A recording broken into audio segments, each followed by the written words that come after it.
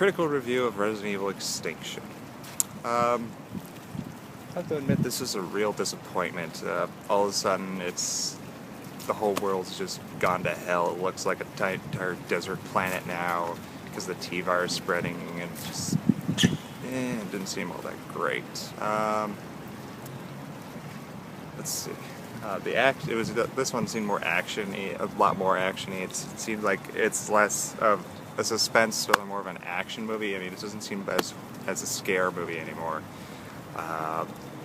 It was all right. It was more of a bigger disappointment, more of like shoot 'em up zombie, not really much character development or anything. And it just actually, to tell you the truth, this seems more like a ripoff of Day of the Dead. You know, the old George A. Romero movie from the 80s. It's pretty much. I mean, seriously, the Umbrella has an underground facility where they're trying to figure out a cure to save everybody, and it's in a desert area. Well, the desert area wasn't in Day of the Dead. It was more of Florida, lush area, but you get what I mean. It's in the daytime. It just didn't seem all that great. Hello, sir. Somebody walking by. It was alright. Not all that great of a movie. And it just also, yeah, one of the characters is missing, Jill. We saw her in the last movie. Now she's gone. No explanation. Just gone. What happened? So other than that, it was just kind of It opened up for a fourth one, and I'm like, maybe. Yeah, hopefully it'll be good, but for this one, it'll be a major disappointment. It's like, I don't know. Seriously, I don't know. But I will admit that, some of the gore was good. The makeup was good. The makeup has always been good for these movies, even though it's more lower budget, but it was good. I will give it that. Alright. Fanboy review of Resident Evil Extinction. My God, they've gone to hell. I'm seriously disappointed with this one as a fan.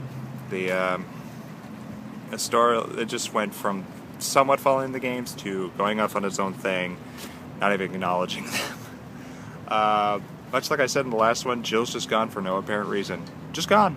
No explanation. You could assume that she was eaten, but it was like, would like to have something. No, just gone.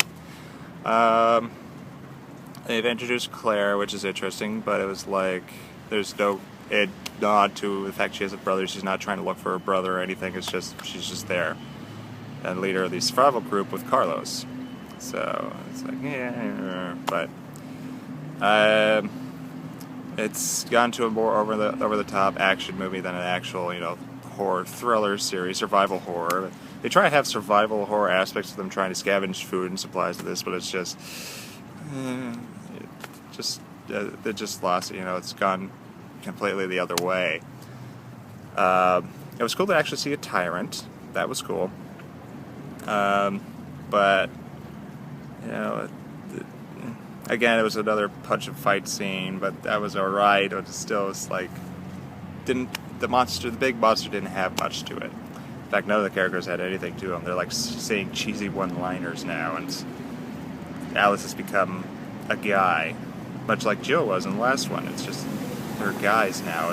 There's not strong women anymore. They're just guys. It just irritates me now. Open up for a fourth one, which makes you go, I don't really know, but we'll see. Before I forget, they introduced Albert Wesker. I have to say, he looked good. He looked good. I was like, I'd like to see him more as Wesker, have more of a villainous thing in the next one, and apparently he will. So I would like to see more of him. I would.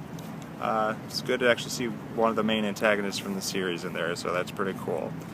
Yeah, pretty cool. Like my Albert Wesker glasses? I do too. Okay, critical review of Resident Evil Afterlife. This was a really big disappointment.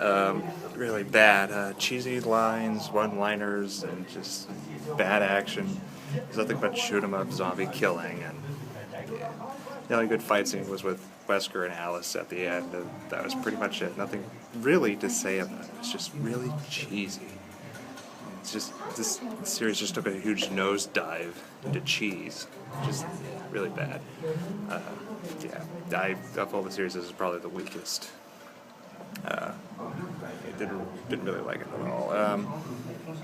Granted, it's probably most entertaining, but not that great. It's probably just a movie just to kill time with. Alright, on to the fan review.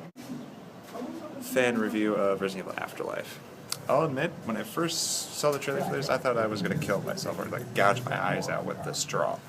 Instead, I saw myself doing this. Yeah, it was bad enough that I had to hit my head against, well, the chair, the seat of the chair in front of me in the theater. I was just banging my head against the wall here just to show you what I was doing. Yeah, all the characters are just crap. They bring in Chris now, and now they talk about the Claire-Chris relationship, brother-sister relationship, and it's like, now you talk about that? Geesh.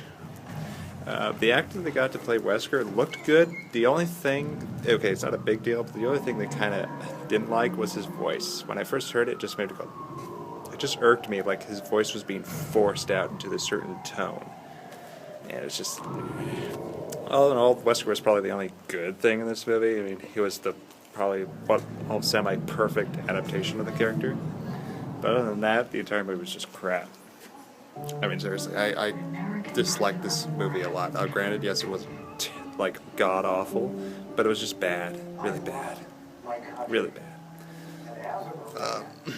Then it opened up for a fifth one, which makes me go, oh god, how bad could this series get? Well, that's what we're here now for. See how bad it gets. And I will tell you how bad it'll get after I see the movie. Thank you for watching this far, so just wait a couple seconds and I will give you the details of the next one.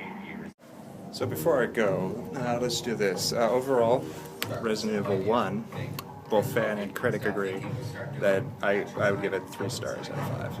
Resident Evil Apocalypse, both the fanboy and the critic and me say 2.5. 2 and half, whatever. 2.5 stars for that one. Resident Evil Extinction would have to be 2 stars.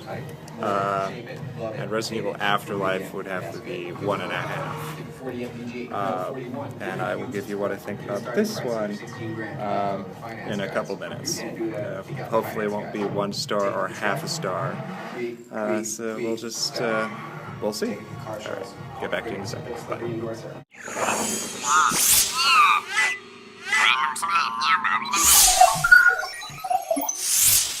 Thank you for watching part 2. Part 3 should be up. Like the last one, there should be either a hyperlink on the screen, or you could go down to the description and click on the link below. Thank you very much.